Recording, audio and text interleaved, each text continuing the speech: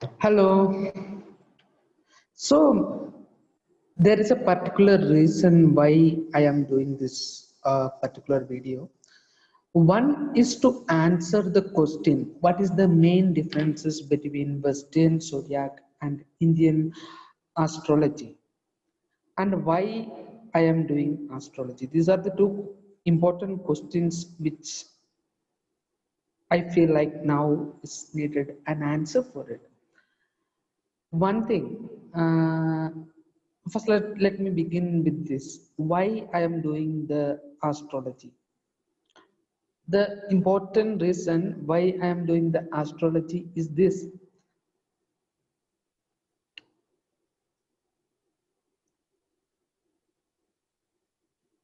The astrology or the Vedic astrology is also known as the Eye of Veda.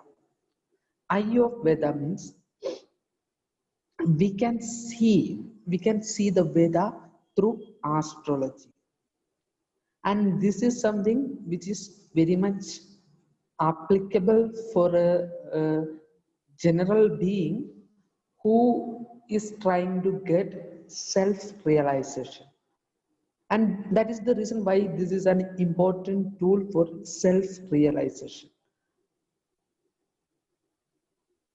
With an astrological chart, we can understand what all are our strengths, what all are our weaknesses, what kind of rudraksha we have to wear, what kind of mantra we have to chant, and what kind of yoga we have to do, and what kind of sexual position which we can adopt into. So all these things are bundled in one particular science that is called astrology. Not only that, it will give you an understanding of how the life is begin in your past life and how it is going through this particular life which is seeking realization. So that is the reason why I am into astrology and why I'm trying to understand the hidden secrets inside the Vedic astrology, which can be given to the general public in order to them to get more enlightened and more self-realized being in a largest metaphysical perspective. So some of the questions which is came to me is that I don't can explain the differences between Indian astrology or Vedic astrology with the differences between the Western zodiac. The Western zodiac, as such, it has been created, it is so peripheral, it is not going deep inside.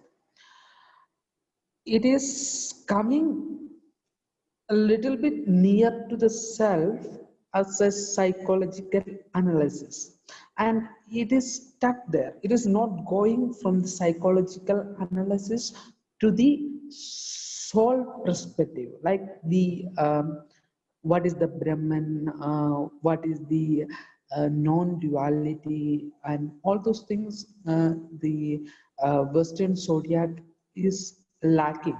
The reason which I saw is this, because Western astrology or the Western understanding of the life is mostly peripheral. They are stuck with the body and they are not able to move from the body to beyond. To understand the body, we have to get embodied in our body. To move beyond the body, we have to be embodied in our body. So astrology is one of the very important tool for getting embodied, and from there to move on to the true self and experience the true self understanding of being, which is non-dual wisdom. Basically, Vedic astrology is all about non-duality or the Advaita Vedanta. And this is not like leaving everything apart and going somewhere and meditating. It's about going through the life by using the understanding of the self, going through the self, going through the life and understand what is happening here and going beyond. This is what the Vedic astrology is all about, if we dig deep into that. And in this particular video, as we have already told, I'm trying to differentiate why the Western astrology is stuck into peripheral and it is not moving beyond. So let's see what it is all about. So yeah, let's begin in this way. I would like to share my screen.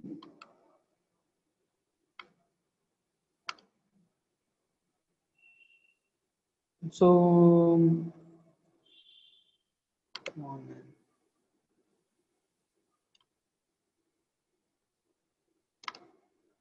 So this is the important difference, one of the very, very important difference, the representation of the chart.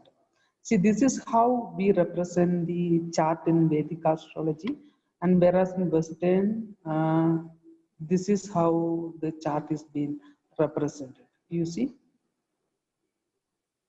this is one of the important difference which we can see by looking at on the chart. And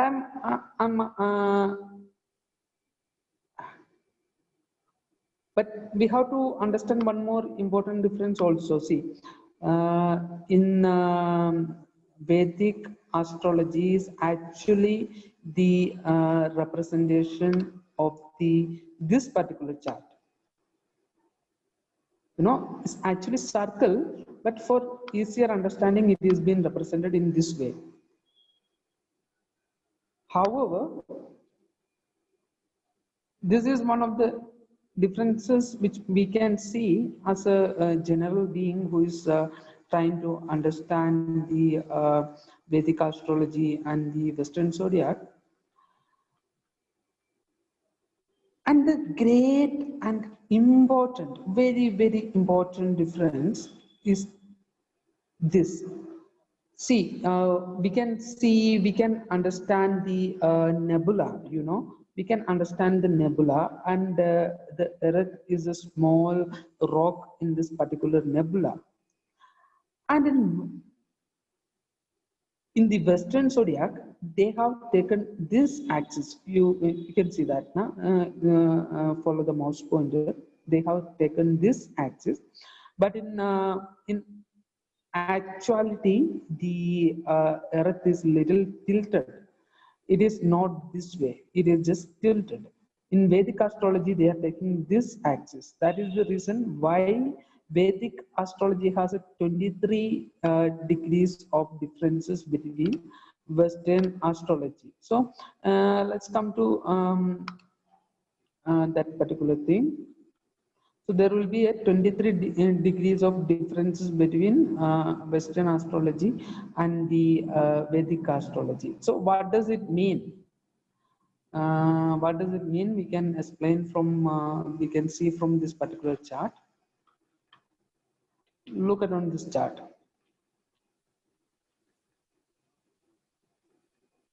This is actually a Navamsam chart, but this is not nothing to do with the Bhavan chart. However, this is a Navamsam chart, even though we can see, for an example, I'm just taking this particular chart. For instance, this is Rahu. Rahu is staying on Taurus. This is on Vedic astrology. But if we look at on the same of the particular chart in Western one, the Rahu will be on first house, which is Aries. This is one of the important difference. That is because of the tilting of the Earth is been more clear on Vedic astrology, which is not being represented in Western astrology. So this is the one of the very main difference between the Vedic astrology and the Western astrology. So now let's come to. So we have covered, when we are coming to the second one, the size of the house. Size of the house has a difference in Vedic astrology and Western astrology. In Western astrology, the size of the house differ The calculation methods in Western astrology is being taken the axis which is being not tilted, but it is actually tilted, taking that as the relative axis to calculate the size of the house. Because of that reason, in Western zodiac, the size of the house will differ. But in Vedic astrology, the size of the house is going to be same always. So this one we have covered the differences of the degree. Planet position has a 23-degree differences. That is why there is a planet will be seems to be in different houses. And there is the differences of yoga. There is a concept called yogas in Vedic astrology. So what is this yogas means? Yogas means one or two planetary combinations comes together will make a yoga. So it is called as a yoga, and that will give a particular effect. In that way, it is easier to calculate what energy is staying which place on you, and what energy is working best with you, and how it is working best with you. All those things can be calculated using the concept of yoga. Then nakshatra. So in Vedic astrology, there are 27 nakshatra, which is Ashwini, Bharani, Kartika, Rohini, Maghiram, Tiruvadira. Like that, it goes on. There are 27 nakshatras are there in Vedic astrology, which that concept is not there in Western zodiac. So, what is the problem arising here? If we look at on the sky in general, the nakshatra seems like fixed, so it can give more accurate result. That is something which is not in Western zodiac. That is something which is lacking in Western zodiac. And dashas. So for example, we have calculated one chart to give more easier understanding on what is dasha and under dasha and sort of stuff like this. There is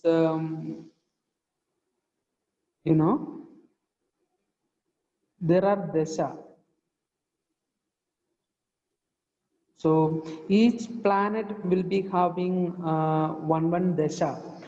Like Saturn will be having 19 years, Mercury will be having 17 years, Ketu will be having 7 years, and there is another dasha. Inside Ketu, then again it will start from sun, sun, moon, like that it will start. So there is dasha, and another dasha will be there on the Vedic astrology. That concept is not there in Western astrology. So what is this dasha? So Ashwini, let's say Ashwini is the nakshatra. So Ketu is the Desha Nathan of that particular nakshatra, Ashwati. So Ketu will be 3.5 years old, whoever getting birth on Ashwati. It will be like up to 3.5 years, the Ketu will be ruling. Ashwati, then Bharani.